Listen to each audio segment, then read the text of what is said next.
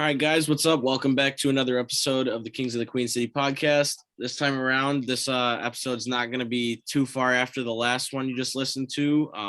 Matt and I are continuing on with the NFL divisional power rankings. We're ranking the teams 1 through 4 on where we think they're going to finish in the division. We're going to be kicking that off, resuming with the AFC South and then the AFC West. And then depending on how much more we want to do tonight, we will get into the NFC divisional power rankings. We'll quickly cover some good pickups that happened in the draft, probably primarily with the Bills pickups, talk about those guys. And then eventually when we get to it, the NHL playoffs have started tonight. So then we will get into our choices on who we think is going to go through all the way to the Cup final. So getting back into it before we were so rudely interrupted by the stupid little time commitment pop up from the last episode. We're going to be kicking back off with the the AFC South. Easily the worst division in the AFC. Yeah, this division is terrible. So I guess we'll just go in order of what we see here on NFL.com, and then we can rank the teams accordingly. The Texans, they had some all right pickups, bringing back Brandon Cooks. Besides getting absolutely rocked in the Super Bowl, he's still a decent receiver, still a good wide receiver. But other than that, they made a lot of moves and a lot of very unnotable moves. I think Desmond King and Brandon Cooks, I think Marlon Mack is a little underrated. People hate on him for absolutely no reason. But other than that, the rest of these free agent signings are just not good. No. They're just terrible. The Texans definitely got better because they were horrible last year. It'd be hard to be worse. Making this many signings, it would be hard to be worse. But that being said, the Texans are, in my opinion, still going to finish last in the division. I can agree with you more. I mean, they did really nothing notable in the draft to address anything on their team, really. And rolling into the seat, look, I'm sorry, it's not to come across as like rude or anything, but to roll into the season with Jeff Driscoll and David Mills as your two quarterbacks, I just think that's just you can't count on winning with those two quarterbacks. I'm sorry. No. But like you said, they just really did nothing that's noteworthy. Yeah, agreed. Now, the Colts, on the other hand, bringing in Matt Ryan via trade, it seems like the Colts the last few years have been riding the wave of, let's just sign an old QB right before he's about to retire and just have him carry us to the playoffs because we know he's good QB. They did it with Phillip Rivers. It seems like they're doing it here with Matt Ryan. I personally do like Matt Ryan. The one thing I don't like about him is his contract. That shit is way too big. And we all know Matt Ryan's probably not going to play out that contract, so the Colts will have to buy it out when he retires, or they'll just keep paying him for however long that thing's for. Bringing in Stephon Gilmore, while he's older and slightly more injury prone now, still a good cornerback. He can help the corners on that team learn. They have a decent secondary. I think they still have Kenny Moore and Malik Hooker. Malik Hooker is also a little injury prone. You know what? I think Hooker was traded, if I'm not mistaken. Okay, maybe. I can't remember. I think he actually might have gone to the Texans. Let me double check on that. I can go look right now if it might pop up here. I don't think it was listed on their moves. Okay. I think it was a recent one. All right. Well, while you're looking that up, they did bring in a reinforcement in Rodney McLeod to the secondary as a safety. So I think he was with the Eagles previously. So Cowboys. Sorry. Cowboys, yes. Okay, so bring in Rodney McLeod will fill that hole then. Bring in Yannick Ngakoue. We've seen what he could do in the past. He wasn't the worst last year with the Raiders. And Rocky Yassin, who I thought was promising coming out of the draft, just hasn't really caught his feet too much in the NFL. So I think personally this is a decent signing considering like I said, they brought in Gilmore and this guy Faxon. I don't even know where he's from though. Yeah. So they did reinforce that spot. Another pickup that I really like, Ally Cox. They re-signed him on a 3-year deal. I think he's just this big, slow tight end that is able to get into good spots. He's able to make catches in traffic. He's just a big-bodied tight end, and you don't really see too many of those nowadays. It's more of like you're the Darren Waller, the Travis Kelce tight ends where, yeah, you can block, but your primary role is to be a receiver. And then there's just, the bums of the tight end position, like Lee Smith, who literally can only throw their body at people. He got a slightly smoke like that. Come on.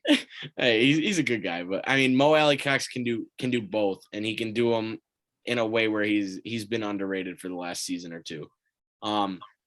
Personally, out of these 3 teams, I could see the Colts winning the division. It's a toss-up between them. I have them at 1. It's a toss-up between them and the Titans, but the Titans definitely got worse this offseason. So for me right now, I'm going to put the Colts in first place. I agree. I have the Colts definitely by far being the number 1 team. I do think that the Matt Ryan move is really good. I'm not a fan of Matt Ryan. I'm going to be completely honest with you. I don't think he's that good. But with that being said, that quarterback does provide some stability, at least for the Colts. And you know what? If you see the same production you did last year out of Jonathan Taylor, you're set at the ground game. And you have a decent passing game, at least, in your receivers. I think they still have Pasquale, right? I think so. I think they should have Pascal. Is T.Y. Hilton still with them? He should be, right? I believe Hilton is and still then they do also have Michael Pittman, who's coming off a much better second year. Yep. So I think that at least is an average passing offense at worst. Mm-hmm. Coupled with that ground game, I think that's a much, much better Colts team. Yeah. And for me, they actually just because of the way that the playoffs are, it's hard for me to say who the other team is right now with confidence. But for me, number 2 is the Jaguars. I thought they had a good offseason. I'm still not on the Trevor Lawrence train. I need to see more out of Trevor Lawrence to be fully committed as he's the quarterback of the future for the Jaguars. I think that they made some good moves though. The Zay Jones one, I really don't understand. That one kind of mind boggles me. Christian Kirk, look, I get it. I love Christian Kirk. I thought he was a really good receiver, but this to me, even though it's a good pickup of a player, it's a terrible front office move. Like the amount of money they gave Christian Kirk is just not worth that much. No. I like the chance that they're taking on Laquan Treadwell. Brandon Scherf is a big signing. I like that one. That's gonna be a huge reinforcement for that O-line. Yeah, and Trey Herndon, I like too. Yeah. Coming back. So I thought that they had a decent offseason, and I think that them at number 2 is definitely my pick, and I'm going to lock that one at 2. Yeah, I'm not going to lie. Looking at some of the moves they made here, I completely forgot that they had signed people like Scherf. Even bringing in Aluokun, he's the second linebacker previously on the Falcons behind Deion Jones, but he's still a good linebacker. He's not a great linebacker, but he's still good. He's quick. He can chase people down. If you need to put him in man coverage against somebody maybe in the slot, if that receiver is not shifty enough, he will be able to cover them. He can cover running backs as well. So that's a decent pickup there. And now looking at some of these picks, I would have to agree with you that there's a good chance the Jaguars would finish in second. And I know there's a big part that we'll get to of why the Titans will not be finishing in first or second. But yeah, I completely agree with you here, though. I think the Jaguars have a real chance to push for second place in this division. And then I guess that leaves us moving down to the Titans. I guess let's talk about the good first. Bringing in Robert Woods, very good pickup as a receiver. It's unfortunate that he got hurt last year because he was on a tear along with Cooper Kupp. They were an amazing 1-2 receiver combo. Bringing in Austin Hooper on a 1-year deal. He's a good tight end pickup. And then also bringing back Harold Landry. Harold Landry is disgusting off the edge. I mean, you and I were in Tennessee for that game. We literally said, we lock down Harold Landry. We don't let him get in the backfield, and Josh Allen will be able to operate. And what did you know? He was back there all game long, disrupting us. So that's a definite spot that they needed to re-sign, and they definitely brought it back. Other than that, none of the real other pickups. I don't know why they brought back Randy Bullock. You heard so many Titans fans while we were down there trashing him. He wasn't the worst last season, but I feel like there are other kickers on the market. I mean, it's an unpredictable position now, but I feel like there's other people they could have brought in. Yeah. To me, the moves are good. That's not the problem. The free agent moves, I should specify. Yeah. Look, I think we've probably talked about it before, and I think you are on the same page that I am, and we talked about it a bit when we were in Tennessee. Ryan Tannehill has got to be one of the most overrated quarterbacks in the NFL. Mm-hmm. The fact that he is Derrick Henry makes him look 100 times better. Derrick Henry is an absolute beast. Nobody will disagree with you on that. Derrick Henry will probably be first in rushing yards in the NFL, unless a guy like Jonathan Taylor or somebody else has anything to say about it. More or less if he gets hurt again, because I think he would still beat out Jonathan Taylor last year if he didn't get hurt. He was in the top 5 rankings for 5 weeks after he got hurt. Right, exactly. And literally the offense of Tennessee runs through Derrick Henry, no pun intended. Mm-hmm. I don't think the defense of the Titans is great. I think it's good. But first off, I really would have liked them to see a dress quarterback. I would have loved to seen them not love, because I'm not I don't like the Titans. They're a team that I've slowly created a rivalry with. Maybe that has to do with me going down there twice for Bills games. But back on track, they should have addressed quarterback. I think that they should have done something big in the draft or free agency to bring somebody in that, even if they don't play this year, they sit with Tannehill or split the games, whatever, because Ryan Tannehill's aging. He's not that good. You're going to move on at some point. Now, with all that being said, Tennessee really didn't have that bad of an offense this year. They even had a decent passing game. And why was that? Because they brought in Julio Jones to couple with who? A.J. Brown. Yeah. And where is A.J. Brown now? Oh, that's right. They traded him to the Eagles because they didn't want to pay him. Mm-hmm. This move is arguably the most mind-boggling of the offseason for me. Yeah. As far as the team goes. Like, good for the Eagles. Mm-hmm. Good for the Eagles. Yeah. But Tennessee has been dying for years to have a decent receiver. A.J. Brown is 24 or 25 years old? Yeah. Young, extremely talented, a physical beast. And you trade him away. Mm-hmm. Oh, but we just drafted a kid with the pick that we got. You do realize that you're taking a complete gamble on the kid from Arkansas. Yeah. You saw that A.J. Brown was good. Right.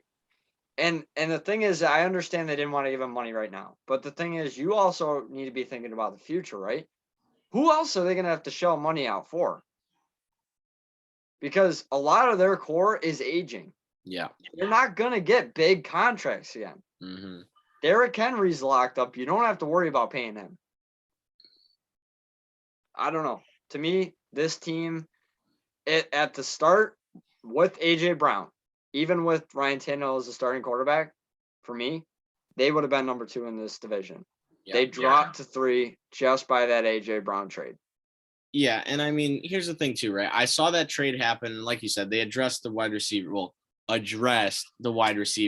in the draft. But that got me thinking as soon as I saw the trade, just for a split second, I was like, oh, okay, they just got rid of A.J. Brown. We know other receivers in the league are unhappy with where they are, notably like Deebo Samuel, type like that. But right. Deebo also wants to get paid, and it doesn't really sound like the 49ers want to pay him. But if the Titans didn't want to pay A.J. Brown, then why would they pay a different wide receiver to come in free agency versus re-sign with a franchise that you've got a relationship built with? Right. Additionally, on top of that, like you said, Derrick Henry is the main focal point of that offense. And they lost 2 of their offensive linemen to the Bills. Yeah.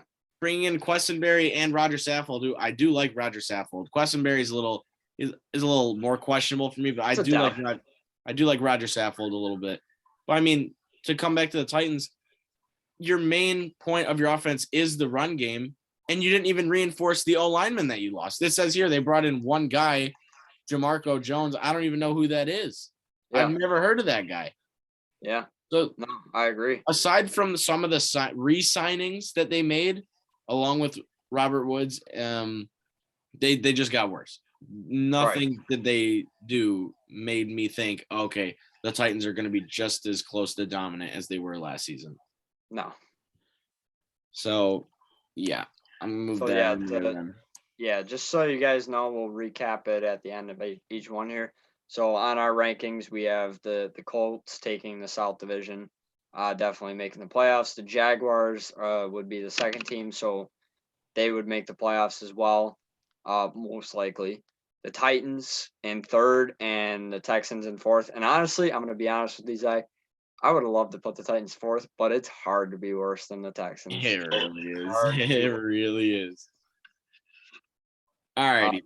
And that's a hard fall, too, from a team that clinched the AFC, not just their division. They clinched the AFC last year. Yeah. That's a big fall. Yeah, it is. All right. So moving on to the AFC West, starting off per the NFL.com free agency notes, starting off with the Denver Broncos. A rating for free agency, in my opinion, simply just because they addressed the issue that they've had for the last 3-4 years now after Peyton Manning retired. They needed a quarterback, and they didn't have one. Like you said earlier, Teddy Bridgewater, average at best.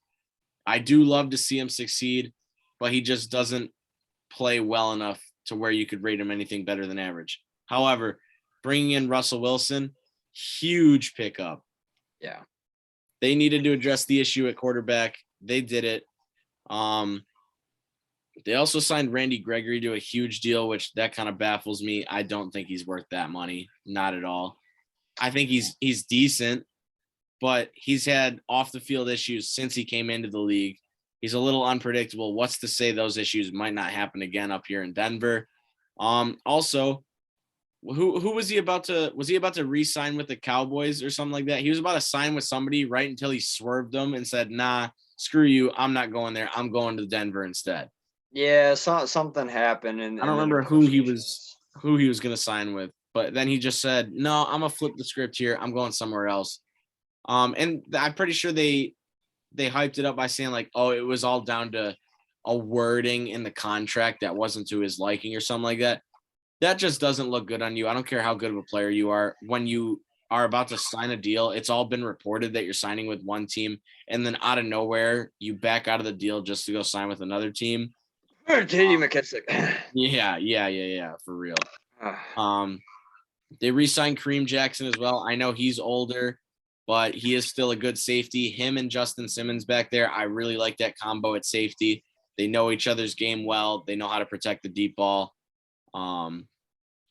And then other than that, I mean, no one really too notable, but Russell Wilson was a huge pickup. They had to offload a decent amount just to get him. I feel like there's something else they could have included in there besides giving away Noah Fant. And I think they might have given away one too many draft picks for him. But at the end of the day, it is still Russell Wilson. And as long as he doesn't hurt himself again, like we've seen in the past, that just totally derails the season, they are going to be a much better team with the receiving core they still have with him throwing the ball now. Because that ball is going to float further now that they're up in the Mile High City. So, if somebody burns their man deep through the secondary, he is going to make that throw. Yeah, no, I thought that was a really good offseason for the Broncos. And the thing I like about it is it's a very smartly run team. They have the offensive weapons already. again, like you mentioned, it sucks that they lost Noah Fant, but you know, you got to give something good up to get a guy like Russell Wilson, and just for him to be able to step into this team. Like the Seahawks had talked about trading him, right? And it would be bad if, you know, he ended up in Houston, right? No weapons, nothing there. At least he's coming into a situation in Denver where there's already a really good team in place, and this is going to propel them pretty high. The problem is that we'll get into discussing is the division they're in. So I don't know where you had them ranked out of the 4, but I have them ranked at 3, and it's going to be tough. Okay. Let me just go look at the other pickups that other teams had.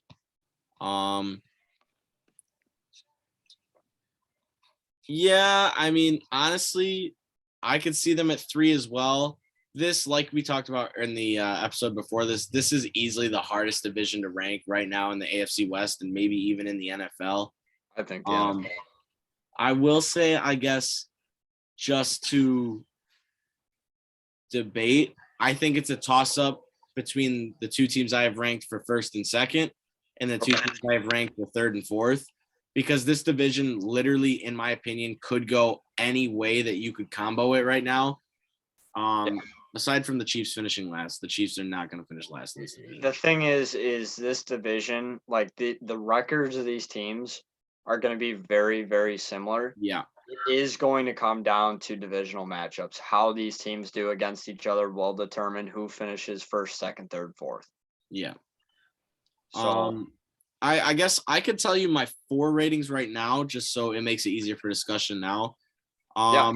I have the Chiefs finishing first, the Raiders finishing second, the Broncos finishing third, and the Chargers finishing fourth. But I say that very, very loosely. Yeah, no, I agree with you totally. That's what my rankings were. So like we said, this is the toughest division in the NFL right now. You're coupling with a middle, like not middle age, like when you think of it in normal conversation terms, but in terms of age of an NFL quarterback, you've got one middle-aged NFL quarterback, you've got 2 young, very good, talented quarterbacks, and you've got one really good veteran quarterback in this division, along with rosters that are very good. Not just good quarterbacks, bad rosters. These are really good rosters. So the second team that we look at here on the signing list is the Chiefs, who we both had ranked first. Despite all the talk about people, like, for some reason, people have jumped off the Chiefs because they didn't make it back to the Super Bowl this year and that they lost Tyreek Hill. Yeah. This is an extremely good team still. It's not going to change people. Like, bringing in Ronald Jones, I thought was a decent move. Yep. I think it's a little bit underrated. Ed Henney's a good backup quarterback. Agreed. Who should never see the field. Hopefully he doesn't. But Juju Smith-Schuster, I'm not a fan of just because of the whole, TikTok thing. I do think that, like, I'm all for players having fun, right? Yeah. And it's great to see players doing things creatively. But there does come a point where it becomes a distraction for a team and a player. And I think Juju Smith-Schuster is at that point. Whether or not he works that out with Kansas City, we'll see. But Marquez Valdes-Scantling, great signing. Yep. Great signing there. Orlando Brown, great franchise tag. Yep. Bringing back Frank Clark is huge. Huge. Justin Reed is a good signing because you're not getting Tyrann Mathieu back. Yep. Really like the signing of Justin Reed because he's still young as well, comparatively to most of the safeties in the league. And it just seems like he's gone very unnoticed because he's been on the Texans. He is a good safety. That defense has just sucked. So it's constantly looking like he's terrible because the Texans are getting scored on day in, day out. Yeah. And look, even like the small moves that they made, like Lonnie Johnson. Yep. I still think that's a really good move. So do I. So this team, like, it's hard to say the Chiefs got better just because of how good they are. Right. But in a way, in terms of like trying to solidify a little bit even more, like if you looked at the Chiefs and they didn't change anything from last year, right? You'd say, okay, they're going to fall off in 2-3 years. Right. some of these moves that they made, like they're not guys that are going to be long term, but they're setting themselves up in a way that they have players now that are on little less money, same term, ability to get out of these contracts, but they're also going to be able to build through the draft. Yeah. So this kind of secures a little bit of that. What's the word I'm looking for here? Dynasty. Sorry. Yeah. So yeah, I don't know if you have anything else on the Chiefs, but there's really not much to say. No, I mean, that's pretty much everything. I just also wanted to say that everything that they lost, they readdressed either by re-signing or bringing in other people. So Right. they're still just as good as a team as they were last year, despite what people think about them. Yada yada yada. 100%. 100%. All right. So next, moving on to the Raiders, then, who we both have finishing second in the division. Yeah. Extending Derek Carr. I do really like Derek Carr. He's not an elite quarterback, but he is a great quarterback. Yeah. It's a good signing. I don't know why they brought in these backup QBs. These guys just straight up. I think that one of them walked. That was their backup. I can't remember who it was. Okay. Anyways, bring in Amir Abdullah. I think he was previously with the Vikings. I mean, why are you bringing in running backs like this when you have Josh Jacobs and Kenyon Drake, right? Well, the problem is they didn't pick up the 5th-year option on Josh Jacobs. So okay, the relationship there could be ending with the Raiders. Maybe, yeah. Hurt, but I still think that they could get by without him. Right. But obviously, the thing that everybody's going to talk about, Devonta Adams. Yeah.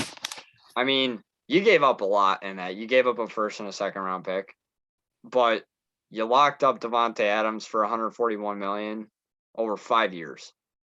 That's a lot of money to throw at a receiver. And I think Devonta Adams is a really good receiver. The thing I worry about is people are going to kind of jump on Devonta Adams because he's not going to have that production that he did. Yep. Because you don't have Aaron Rodgers throwing to you. Yep, that's what I was going to say. And additionally, on top of that, he was, besides MVS, he really was the only like massive target in Green Bay. He comes here now, and aside from Aaron Jones. Yeah, and he comes here now, and they have Hunter Renfrow to also throw to in the slot, and Darren Waller, which are two studs also in their own right in the receiving game. So I would totally agree. He's definitely not going to give the production, I don't think, like you said, that he's gotten to give out in Green Bay. But with that being said, like he's still the best receiver in the league, in my opinion, and he is still going to get it done. Yeah. But that's not the move that I think puts them right under the Chiefs. And honestly, it's because last year the Raiders had a really good offense too. Mm-hmm. They proved they could get by with I'm not going to call their receivers from last year mediocre. I'm just saying they're not as elite as Devonta Adams. But some of the smaller moves are flying under the radar, and I think it's really good moves. Like Vernon Butler, he didn't have that good of a stint with the Bills, but I still think that's a good defensive lineman to bring in, right? Yeah. You bring in Chandler Jones, that's massive. Yeah, huge pickup. You bring back Max Crosby, that's huge. Yep. And then you reinforce the O-line with Brandon Parker, that's a good deal right there, I think. Yeah. And tight end, Jacob Hollister to go with Darren Waller, I think that's a good move. Agreed. And even too, looking at it, Jayon Brown, who I'm pretty sure was with the Titans last season, he's a decent linebacker too. You just don't really hear about him too much because, you know, Harold Landry's the star outside linebacker. Right. But, I mean, that's still, like you said, they put in a lot of work in the offseason, both in signing and re-signing, you know, / trading for people. So it's definitely a much, in my opinion, much better team than last season. And last season they performed very well for Raiders standards. So I agree. So they're definitely number 2 for me. And it's hard to see them passing the Chiefs. And I think there's going to be a lot of back and forth in this division this year. But I think if, you know, for the sake of this, asking where they're going to finish, I think 2 is a safe pick. Yeah. All right. So on to the Los Angeles Chargers, the last team to cover in this division. We both have them finishing 4th, but like I said earlier, we say that very lightly because they are also a very good team like the other 3 in this division. They still have Justin Herbert, obviously, on his rookie deal. Bringing back Mike Williams. I love Mike Williams. As long as he stays healthy, he is a monster outside the numbers. Bringing in Gerald Everett, he's a decent tight end. Even though he had Jared Goff throwing to him that season that the Rams went to the Super Bowl, he's still a very good tight end, in my opinion, a good receiving tight end. Yeah. Re-signing Sebastian Joseph Day, very good interior lineman, good run stopper. And then the trade with the Bears for Khalil Mack. That's just he might be getting older. He's not getting he's losing a little bit of that dominance, but he's still going to be, in my opinion, very good on the outside for them. And I feel like the Chargers kind of struggle to get pressure on the QB a lot of the time. They did. So this is going to at least provide that, intimidation factor among anything else. And then his favorite corner. Yeah. And then also bringing in JC Jackson on a 5-year deal. Even though he still can't touch Stephon Diggs, even though everyone likes to think he can for the last 3 seasons, fuck that guy. He can't cover him for shit. The ability of Madden one step ahead. You're right. Stephon Diggs is one step ahead of him every single time. But that being said, he is still improving a lot. He was great 2 seasons ago. He improved to last season. And I have no doubt in my mind that he's going to be improving again this season to become even better. So that is a very good pickup at corner, a position where they were kind of lacking. They had aging guys. They lost people. So that is a good signing for them as well. Yeah, no, I agree. I just think that the Chargers are so tough because I really like the Chargers. I like Justin Herbert a lot. And I think that even though they made some additions on the defensive side, I think that that's what's going to be their Achilles heel this year is they didn't do enough defensively to keep up with these other teams in their division, right? Like the AFC, we talked about it. 3 of the 4 divisions right now have become an arms race. Like it's who's going to get the best players. And unfortunately, the Chargers kind of drew the short end of the stick this offseason. And that's why I have them at 4. They could easily shock me, but I don't see it happening. Right. Alrighty, so that concludes the AFC then. Like last episode, I got the little notification for time again saying that we're gonna have to force end the meeting in 6 minutes. So we'll conclude this episode for right now. Stay tuned for the episodes that cover the NFC East and NFC North, as well as the episode after that will be covering the NFC South and NFC West. And then depending on how long those episodes run, we will also cover possibly some of the draft signings from the Buffalo Bills and among other teams, as well as the Stanley Cup playoff predictions and who makes it to the Cup. So just stay tuned for those episodes. Thank you guys for listening, and we will see you guys in a bit.